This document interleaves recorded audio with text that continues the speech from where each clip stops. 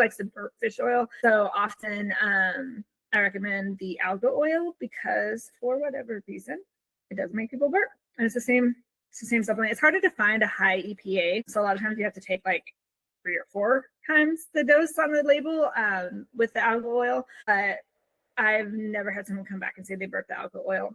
Even me personally, I accidentally bought fish oil a while ago and I was burping up fish. It was awful. Also, I'm not going to waste it. So I went through that whole damn bottle. The algal oil is just the way to go with that if it's cost effective for the client. One of the recommendations down here was to go up to 4 grams per day. Man, I don't know. If your client can tolerate it, great. I would start at 2 and see if you have improvement and then push up.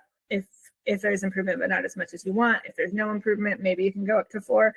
But that 3 to 4 range is generally when you start seeing those GI side effects